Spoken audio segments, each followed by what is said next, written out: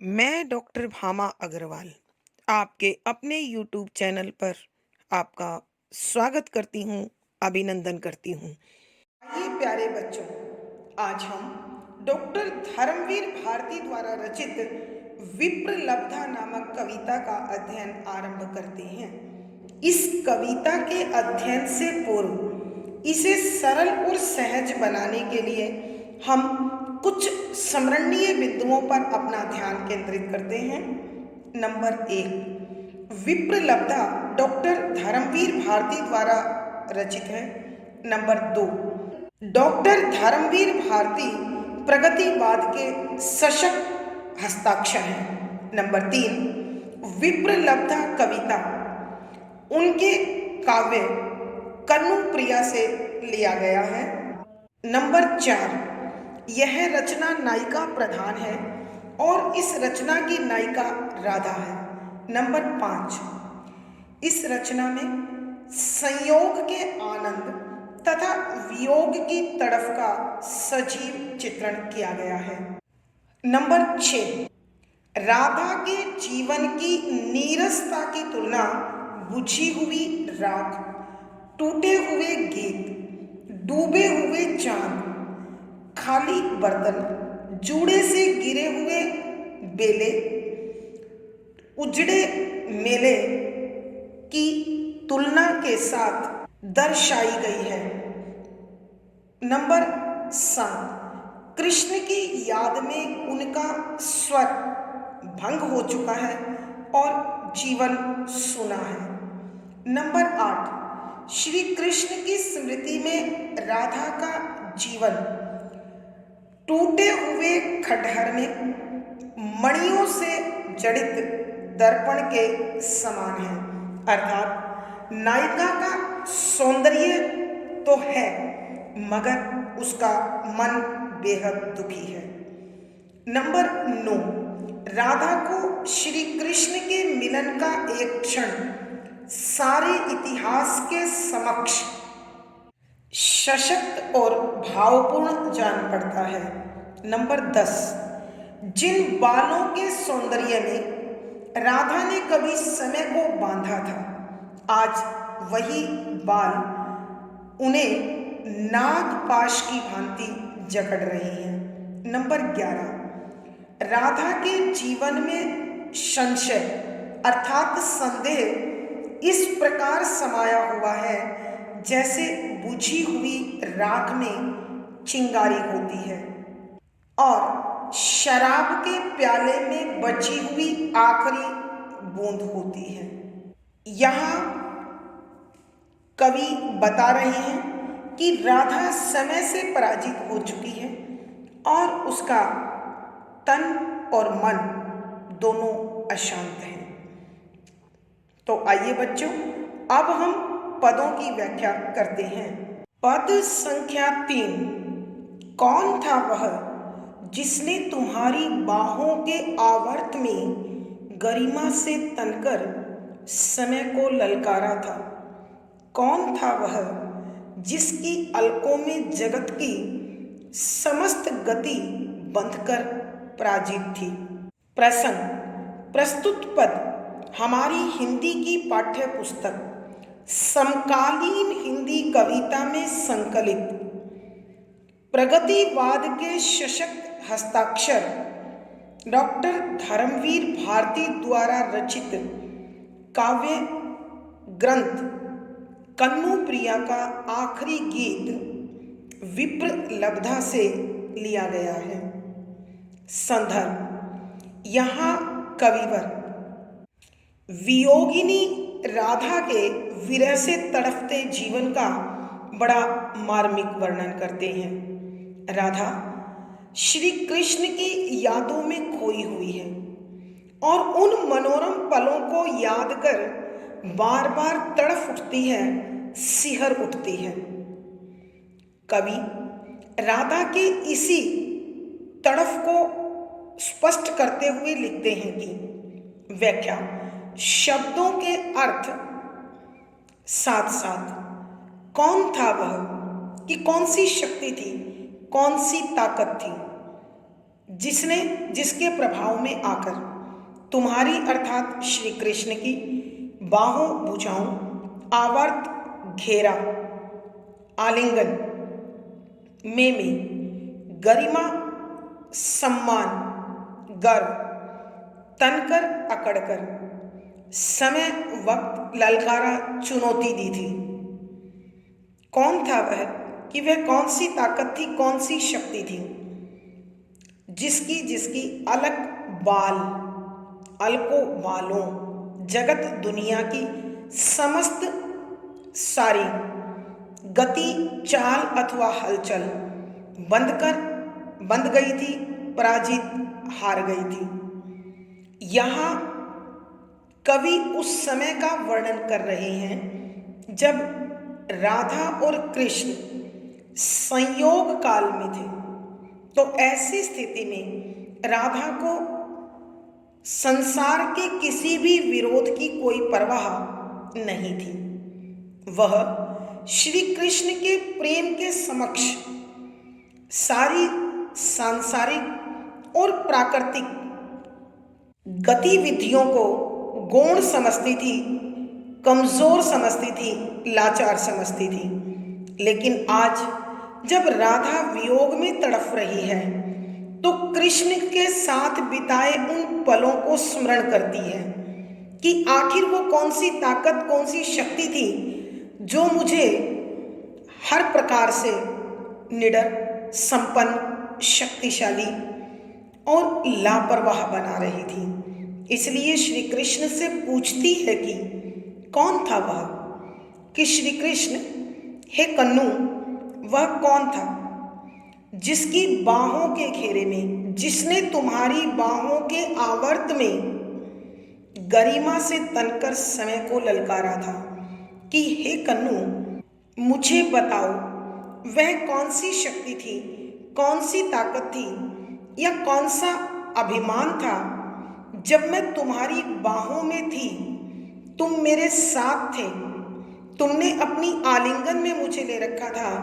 तो उस आनंद के समक्ष मैंने इस संसार में समय को भी जुठला दिया था। अर्थात यहाँ राधा कहना चाहती है कि प्रेम के उन पलों में मुझे समय की गतिशीलता का, परिवर्तनशीलता का भी ध्यान नहीं था और समय को भी ठहरने के लिए, रुकने के लिए कह दिया तथा उसने यह भी कहने की कोशिश की है कि जो पल तुम्हारे आलिंगन में मैंने बिताए वो पल मुझे समय की सबसे बड़ी भेंट लगे, उपहार लगे। इसलिए तुम्हारे साथ के गर्व से भरकर, तुम्हारे प्यार के गर्व में भरकर मैंने समय को भी चुनौती दे डाली।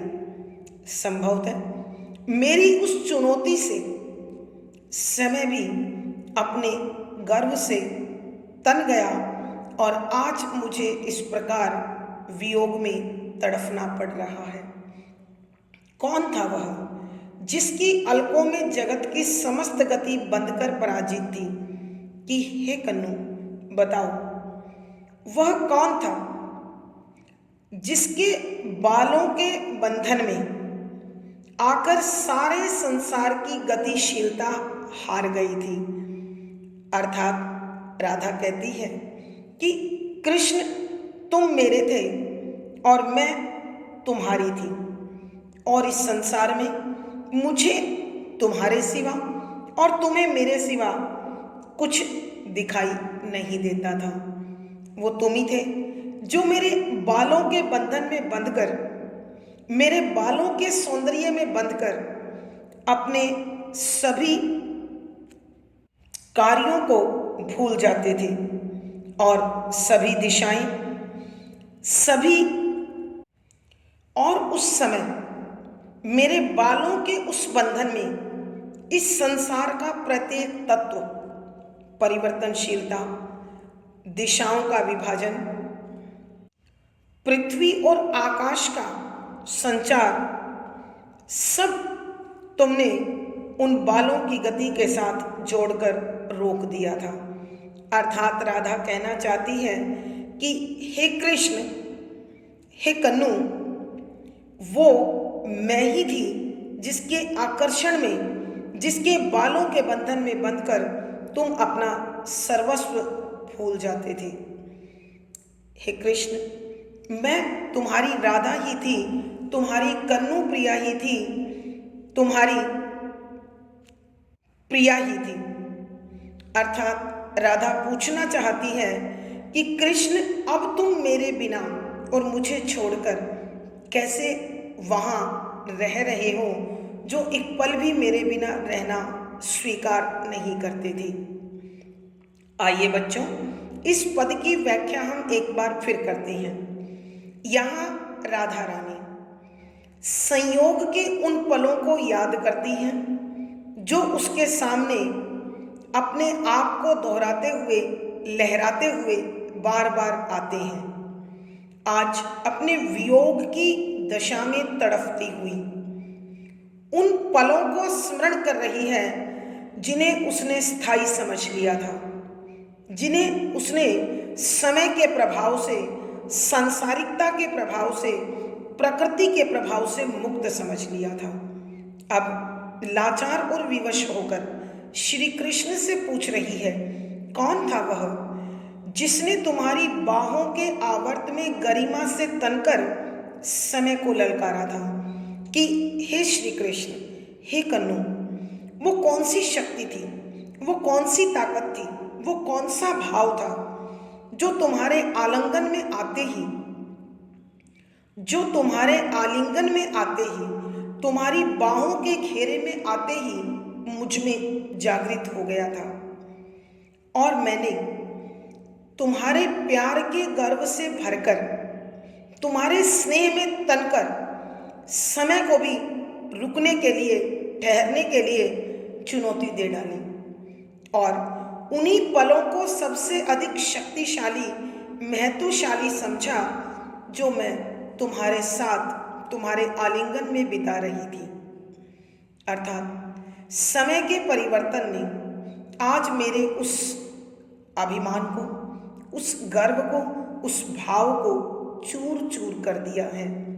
कौन था वह जिसकी अलकों में जगत की समस्त गति बंधकर पराजित थी कि हे श्री कृष्ण, वो कौन था जो मेरे इन बालों में, मेरे इन बालों के सौंदर्य में, मेरे इन बालों के बच्चों में सारे संसार की गति बांध रखी थी और सारी गतिविधियां उसके सामने हार गई थी। अर्थात राधा कहना चाहती है कि कृष्ण, तुम मेरे थे और मैं तुम्हारी थी, इसलिए तुम मेरे बालों के आकर्षण में इस प्रकार सब कुछ भूल गए थे कि सभी दिशाओं का विभाजन, प्रकृति का संचालन, समय की गतिशीलता सब इन बालों के प्रभाव में उलझकर रह गई थी। अब राधा श्री कृष्ण को स्मरण कराते हुए कहती है कि वो मैं ही थी, तुम्हारी राधा, हे कन्नू, तुम्हारी प्रिया, तुम्हारी कन्नू प्रिया। लेकिन आज तुम मेरे उस प्रभाव को, मेरे बालों के उस आकर्षण को भूलकर मुझे अकेला छोड़कर मुझसे दूर चले गए हो। भावार्थ, कवि के कहने का भाव यह है कि वियोग के पलों में अक्सर प्रेमी जोड़ों को संयोग के पलों की याद आती है और उन्हें और अधिक तड़फाती है, बेचैन करती है। विशेष यहाँ कवि ने यह स्पष्ट करने की कोशिश की है कि राधा और कृष्ण के संयोग काल में सभी प्राकृतिक और सांसारिक गतिविधियां उनके लिए ठहर गई थी। शुद्ध साहित्यिक खड़ी बोली का प्रयोग है। यहाँ कवि ने लक्षणा शब्द शक्ति का प्रयोग किया है। वियोग श्रृंगार रस माधुर्य गुण है, मुक्तक छंद गेय शैली और संगीतात्मकता बनी हुई है। यहाँ अनुप्रास, स्मरण, मानवीकरण, प्रश्न, अतिशयोक्ति आदि अलंकारों का सुंदर सटीक प्रयोग हुआ है। पद संख्या 4। कौन था वह जिसके चरम साक्षात्कार का एक गहरा क्षण सारे इतिहास से बड़ा था, सशक्त था? कौन था कन्नू? वह तुम्हारी बाहों में जो सूरज था, जादू था, दिव्य था, मंत्र था। अब सिर्फ मैं हूं, यह तन है और याद है। प्रसंग पूर्ववत। संदर्भ: यहाँ श्री कृष्ण के विरह में तड़फती हुई वियोगिनी राधा के हृदय का मार्मिक चित्रण किया है और राधा अपने संयोग के बिताए हुए पलों को याद कर कर अपने आप से प्रश्न और उत्तर कर रही है। मानव मन की या प्रेमी मन की इस स्थिति का बड़ा मार्मिक चित्रण करते हुए कविवर लिखते हैं कि कौन था वह? व्याख्या: शब्दों के अर्थ साथ साथ। कौन था वह कि आखिर कौन सा भाव था वह जिसके चरम साक्षात्कार एक दूसरे का पूर्ण रूप से मिलना, भेंट करना, गहराई का क्षण, समय, पल, सारे इतिहास की समूचे इतिहास से अधिक सशक्त, शक्तिशाली था, ताकतवर था।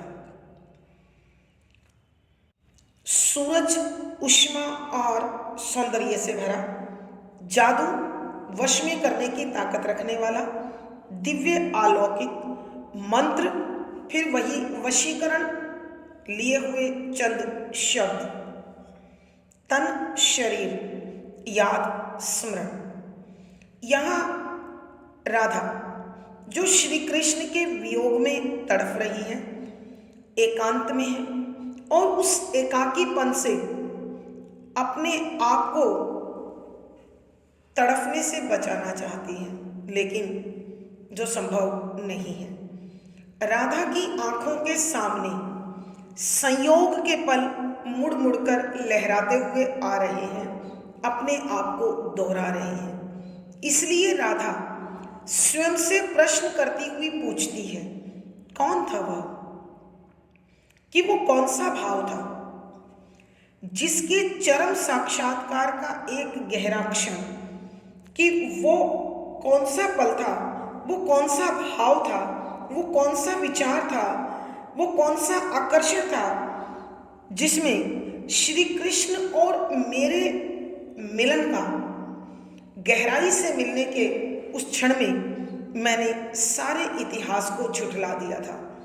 अर्थात वह कहना चाहती है कि प्रेम की नियति को भी राधा ने और कृष्ण ने उस समय स्वीकार नहीं किया था। उन दोनों के मिलन का जो गहरा पल था, उस पल के समक्ष सारा इतिहास छोटा बोना हो गया था।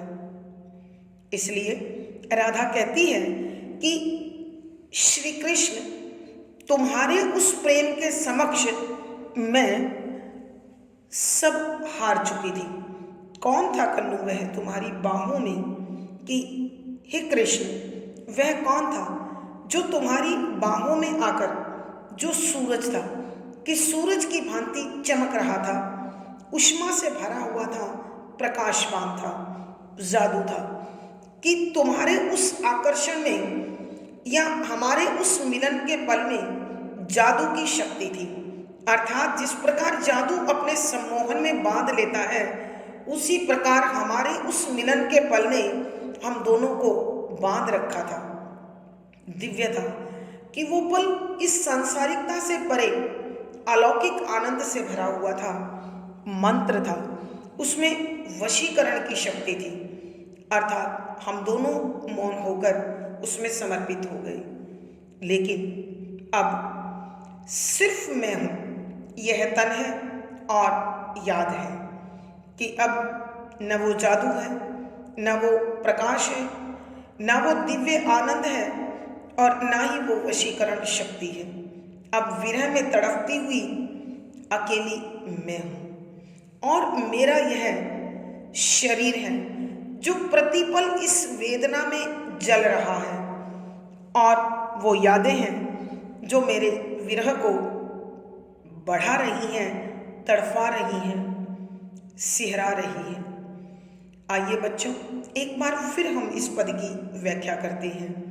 यहाँ एकाकी राधा, विरह से तड़फती हुई राधा अपने संयोग के पलों को याद करती हुई अपने आप से बातें करती है और उन बातों में श्री कृष्ण से पूछती है कि कौन था वह जिसके चरम साक्षात्कार का एक गहरा क्षण सारे इतिहास से बड़ा था, सशक्त था, कि हे कन्नू बताओ, वो हमारे मिलन का अद्वितीय क्षण, वह गहरा पल कितना सशक्त था, कितना शक्तिशाली था, कितना समर्थ और कितना ताकतवर था कि उसके सामने हमने इतिहास को भी झुठला दिया था।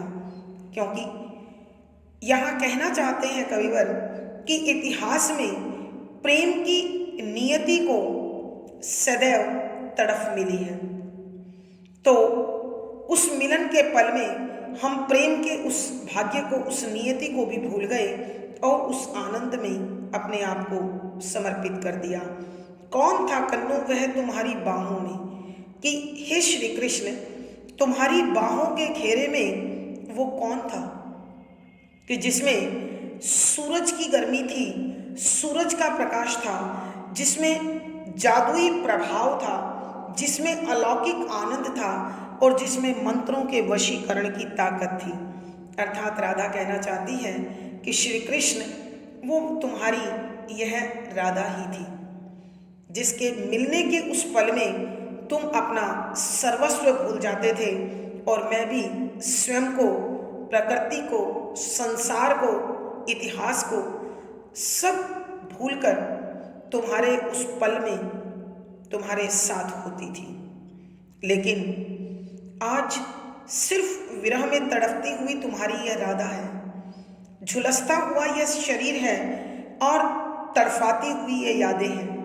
अर्थात राधा कहना चाहती है कि संयोग के उन पलों ने ही आज विरह की इस तड़फ को इस प्रकार मुझ पर हावी कर दिया है, जो मुझे प्रतिपल जला रही है, हर क्षण तड़फा रही है। भावार्थ, कवि के कहने का भाव यह है कि वियोग के पलों में राधा की जो स्थिति है वह अत्यंत हृदय स्पर्शी है, विशेष।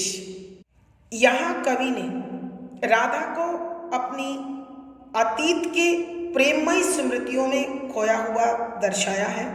शुद्ध साहित्यिक खड़ी बोली है, वियोग श्रृंगार रस माधुर्य गुण है, लक्षणा शब्द शक्ति है, मुक्तक छंद गेय शैली और संगीतात्मकता है। यहाँ इन दोनों पदों में आत्मकथात्मक या पूरी कविता में आत्मकथात्मक शैली है। इस पद में अनुप्रास, स्मरण, प्रश्न, उल्लेख आदि अलंकारों का सुंदर सटीक प्रयोग किया गया है। आज की कक्षा में बच्चों इतना ही। अगली वीडियो में फिर मुलाकात होगी। पिछली वीडियो का लिंक आपको डिस्क्रिप्शन बॉक्स में मिल जाएगा। आशा है पढ़ा गया विषय आपको आनंद दे रहा होगा और समझ में भी आया होगा। अपने भाव व विचार कमेंट बॉक्स में लिखें। वीडियो को लाइक करें, शेयर करें और चैनल सब्सक्राइब करें। आपका दिन और जीवन मंगलमय हो, इसी शुभकामना के साथ आभार, धन्यवाद।